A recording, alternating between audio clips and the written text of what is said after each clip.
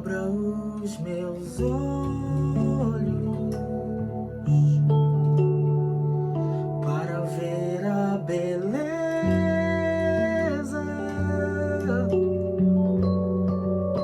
da tua santidade.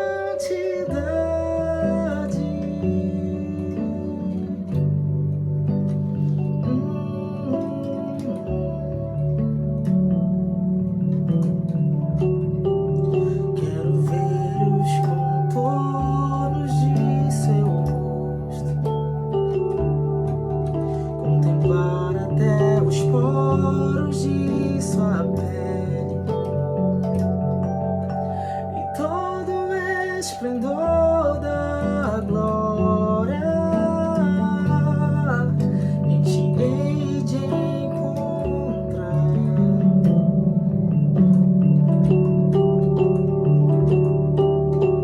assim tu me mantens apaixonado por ti, assim tu mantens o amor que há de em mim, assim aperta os passos, mas me humilhas, eu caminho quando eu olho pra ti.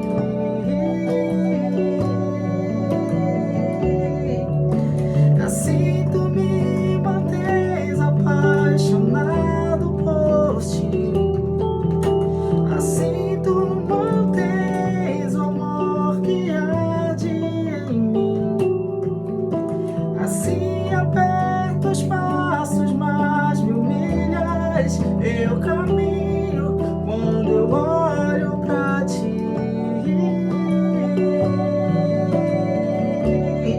Pois se hoje me tocas, amanhã eu preciso do seu toque de novo, e de novo, e de novo. Pois se hoje me toca, amanhã eu preciso do seu toque de novo, e de novo, e de novo.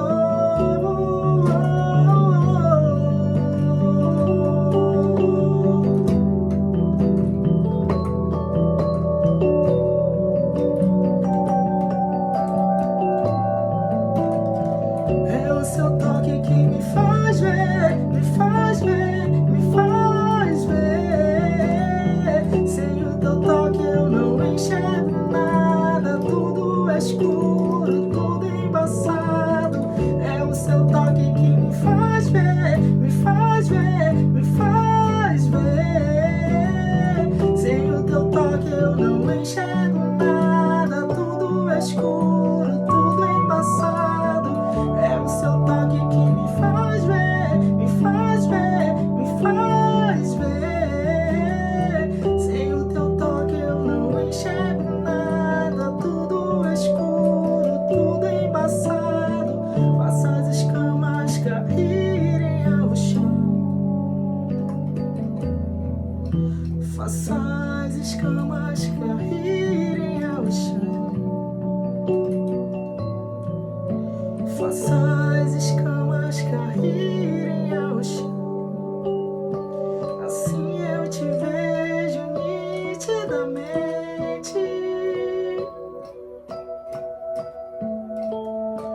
Faça as escamas caírem ao chão, faça as escamas caírem ao chão, faça as escamas caírem ao chão. Assim eu te vejo nitidamente.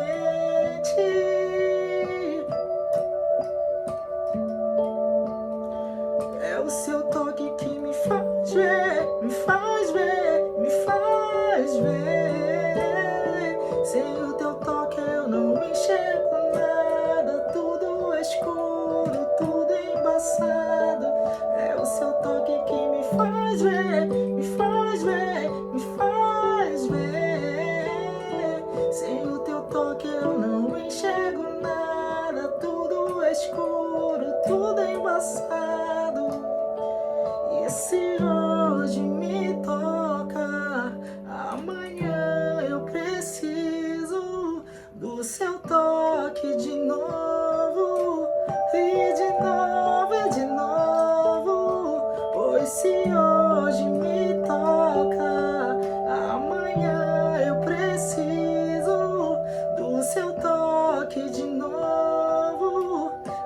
de novo, e de novo.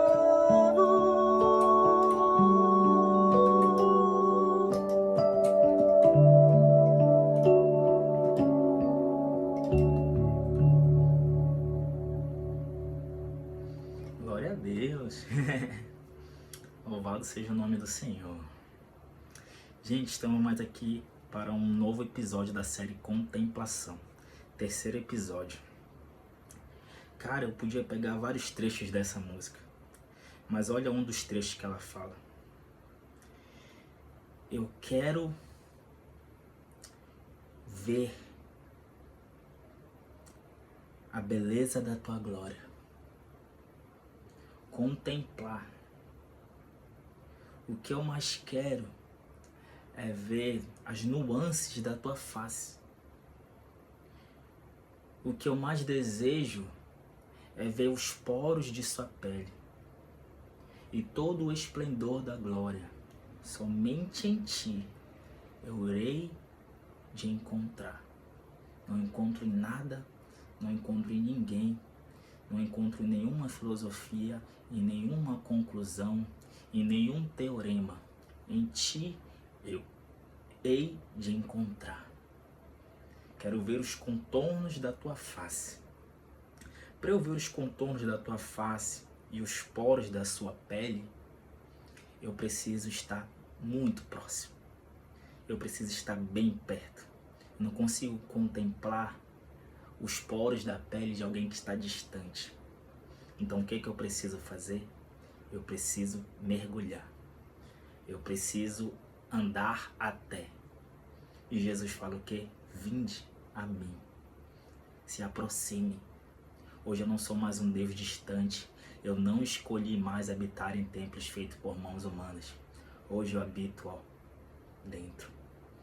E um dos textos que eu mais gosto da Bíblia, ele fala assim mesmo: aquele que crê em mim, do seu interior fluirão rios de águas vivas.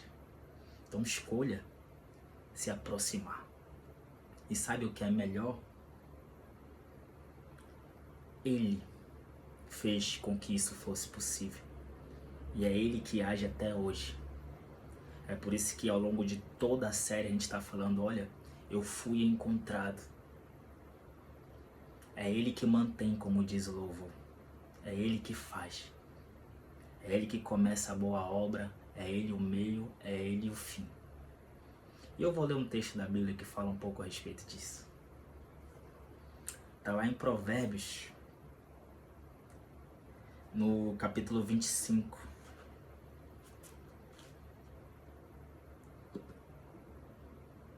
A partir do verso 2.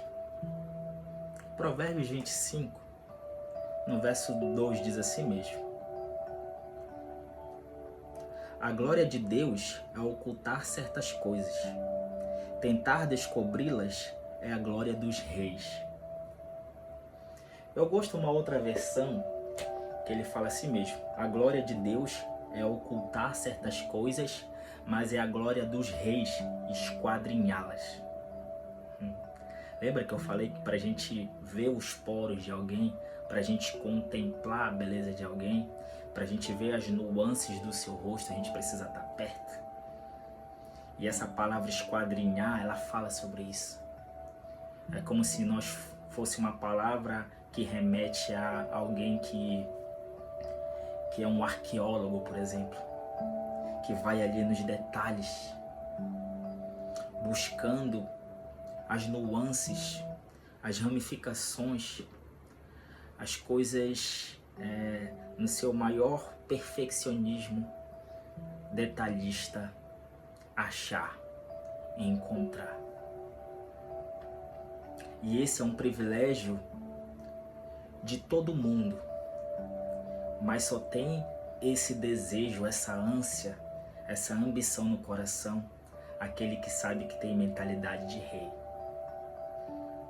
Não que Deus queira ter escondido isso de todo mundo, mas Ele fala isso porque Ele sabe que só tem essa ousadia, só tem essa coragem, só consegue dar esses passos aquele que não vive um relacionamento com Deus como um assalariado, como um empregado, como um servo, como o filho mais velho da palavra do filho pródigo, da parábola do filho pródigo em Lucas 15, ele fala para o próprio pai dele, ele fala, mas eu tenho trabalhado para ti como um servo, como um escravo esse tempo todo.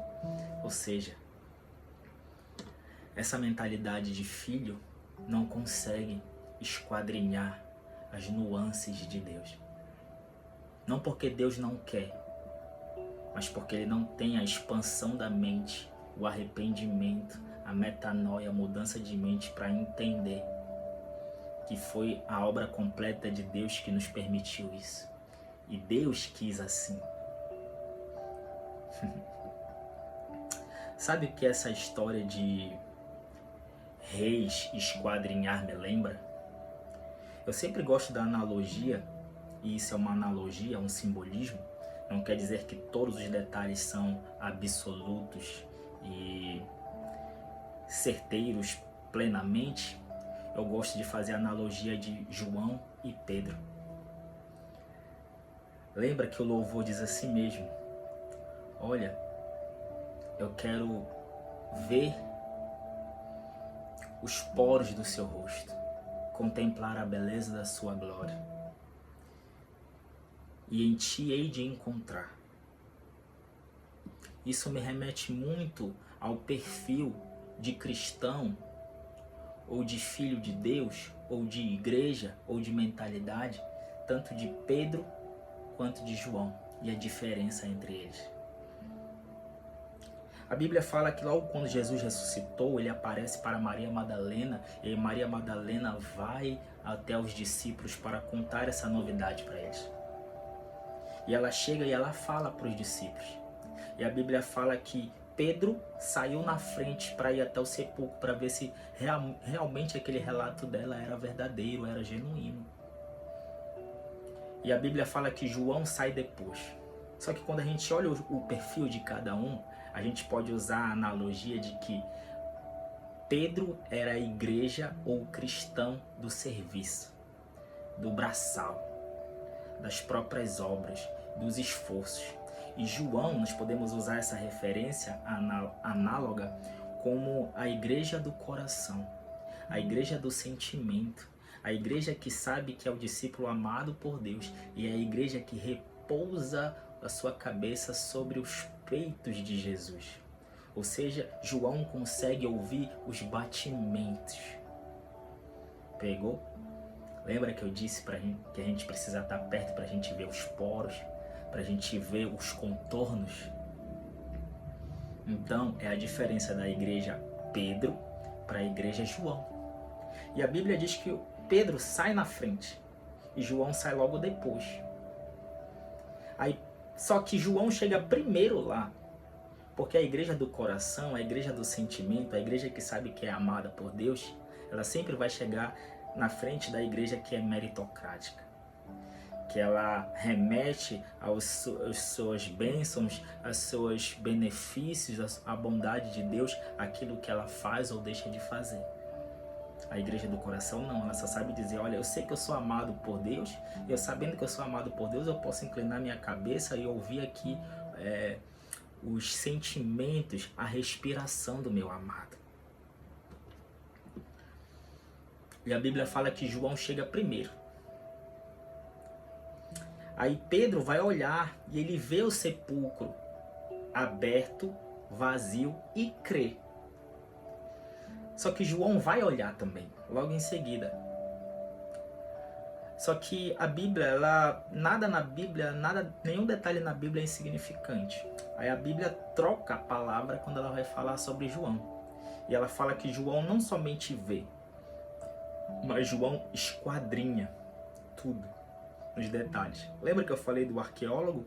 Lembra que eu falei que a glória de Deus é esconder as coisas em Provérbios 25, mas a glória dos reis é esquadrinhá-las? Não somente ver, mas esquadrinhá-las? Essa é a diferença. A igreja do coração, a igreja do sentimento, a igreja da intimidade, ela chega primeiro, e quando ela chega, ela não somente vê e crê, ela vê e esquadrinha depois que ela crê. E os detalhes fazem muita diferença. Porque os detalhes, eles são para aqueles que têm a mentalidade de reis e sacerdotes. E a Bíblia diz que todos nós somos reis e sacerdotes quando a gente nasce de novo. Então nós temos esse privilégio de esquadrinhar, de ver os contornos da glória de Deus, nos aproximar e do nosso interior, a partir disso, flui rio de águas vivas. Porque a fonte ela é insondável, mas também ela é inesgotável. Essa que é a maravilha de Deus. Imagina um arqueólogo, que tem uma profissão de arqueólogo, que encontra um tesouro. Ele não termina de escavar tudo nos contornos ali, enquanto ele não desenhar, enquanto ele não tirar todo o máximo daquele tesouro possível. Ele não consegue se contentar com apenas uma pedrinha, com apenas uma moedinha, com apenas um achado arqueológico. Não, ele quer esquadrinhar, ele quer fazer um mapeamento de tudo. E essa é a igreja da intimidade, esse é o filho da intimidade, e esse é aquele que tem mentalidade de rei.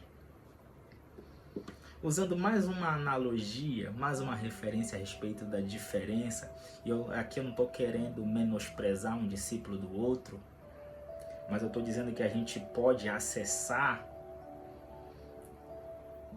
a vantagem que tem um discípulo que não tem no outro. E quando a gente é o discípulo como João, a gente é muito mais satisfeito.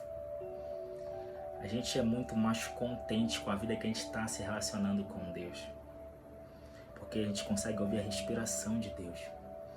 A gente consegue ver o palpitar do seu coração. Os sussurros de Deus. Pensando nessa analogia, você lembra da última ceia? Da última ceia, Jesus, ele joga um segredo na mesa. Ele fala assim mesmo, olha, um de vós irá me trair. Quando ele joga um segredo na mesa, a igreja do serviço, a igreja do esforço, a igreja da meritocracia, que é Pedro, ele não tem voz na mesa da intimidade de Deus. Cara, a Bíblia é fantástica. Então, essa igreja que não tem mentalidade de rei, que não tem a coragem, talvez, ou o entendimento, ou o discernimento de que não, tu pode se aproximar e até mesmo apoiar a cabeça nos peitos de Jesus, e a gente consegue entender pela história e pelo contexto do que foi descrito a Santa Ceia, que o Pedro estava do outro lado da mesa. Então a igreja da meritocracia, do esforço próprio,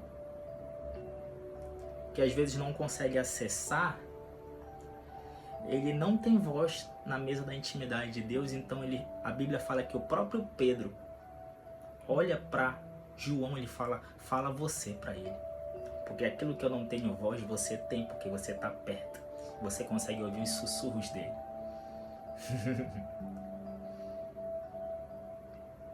Então, Pedro pede para João falar com Jesus e perguntar para ele, não, você tem voz.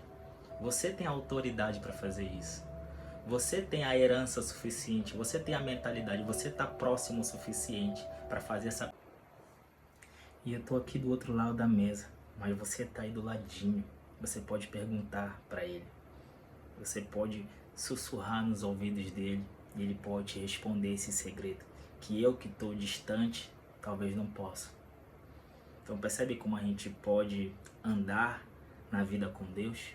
Progredir na vida com Deus até chegar bem perto dele?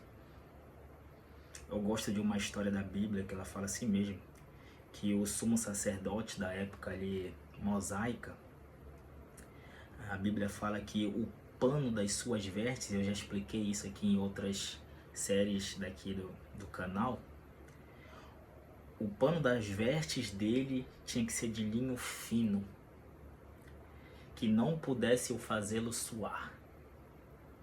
Ou seja, não é pelo suor, não é pelo esforço, não é pelo trabalho que a gente se aproxima. E o sumo sacerdote naquela época era a única pessoa que se aproximava da Arca da Aliança. A única. Então Deus estava sendo sucinto ali, olha, na minha presença ninguém se apresenta por justiça própria, por algo que faz ou deixa de fazer, por mérito. Mas espera aí, Vitor, tu tá dizendo que a vida cristã não remete a isso? Remete. Mas a gente não atribui isso a nós mesmos. E isso faz grande diferença. Um dos versos da Bíblia que o apóstolo Paulo escreve que mais fez sentido na minha vida, e quando eu entendi essa mentalidade de reis e sacerdotes, foi que uma das mais fez diferença na minha vida. Eu esqueci agora a referência, parece que está em 1 Coríntios 15, 10 ou 10, 15, não lembro agora, mas ele fala assim mesmo: olha, pela graça de Deus eu sou o que sou.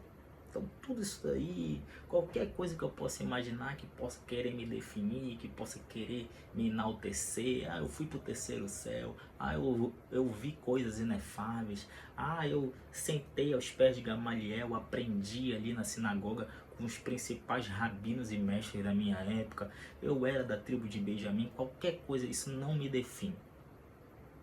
Ele fala, pela graça de Deus eu sou o que sou. Mas vi que tu está falando de obra, cadê a obra? Ele continua, ele fala assim mesmo: e eu não fiz da graça inútil. Ou seja, eu não fiz dessa visão de mentalidade de que eu posso me aproximar. Porque graça é isso, a gente receber aquilo que a gente não merecia. E a gente não merecia se aproximar pelo nosso próprio eu. Porque a gente olha pra gente e a gente fala, não tem cabimento, eu vou ser fulminado se eu me aproximar. É por isso que as pessoas da antiga aliança, da antiga perspectiva, da antiga visão, quando elas viam qualquer ser celestial, elas falavam, pronto, eu vou morrer. O pai de Sansão, Manoá, quando ele viu o anjo, ele falou, eu vou morrer. Gideão, quando ele viu o anjo, ele falou, eu vou morrer porque eu vi Deus. Eu vi o anjo. O próprio João, que ainda estava crescendo nessa mentalidade no primeiro século, quando ele viu, teve a visão do Apocalipse na ilha de Patmos, ele viu o anjo e ele se prostrou. Era uma mentalidade também que ele foi capturando dos seus patriarcas, que ele ainda estava aprendendo e que hoje não, já está às claras para a gente. E ele se prostrou diante do anjo, o anjo falou, levante-se porque nós somos conservos, eu sou um mensageiro, você também é um mensageiro, eu não sou nada demais, você só pode se prostrar diante dele.